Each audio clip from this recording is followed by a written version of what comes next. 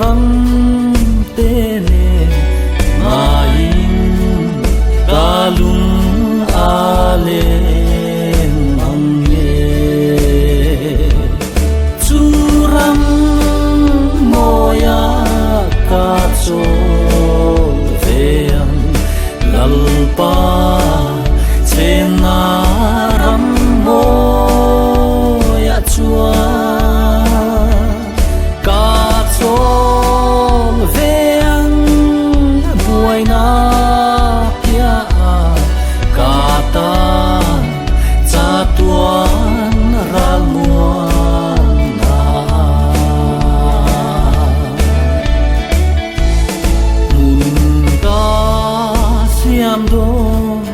lalpan nati ring tu telo maan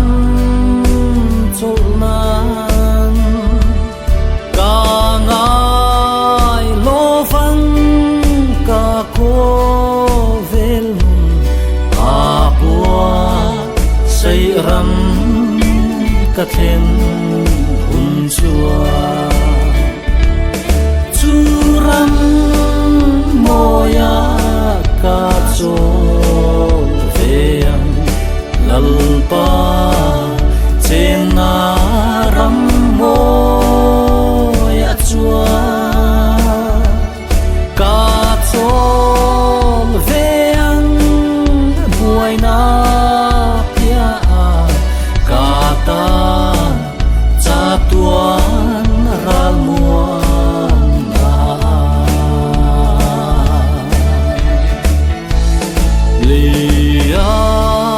riangin munne lovin ale pre hrut velila lalpan kata na buat saya kaco veang lui pui kamma churam moya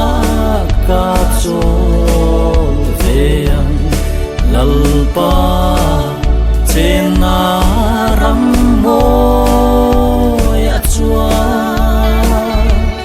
ka cho veang buaina pia ka ta tuan ramuan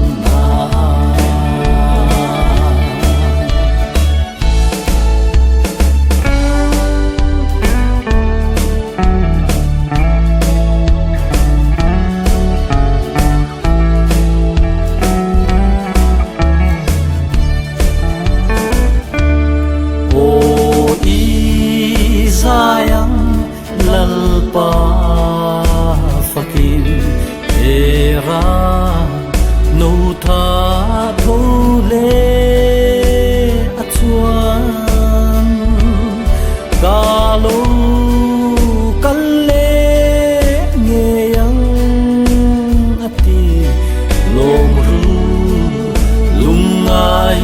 te lo ro churam moya ka cho veang lalpa chena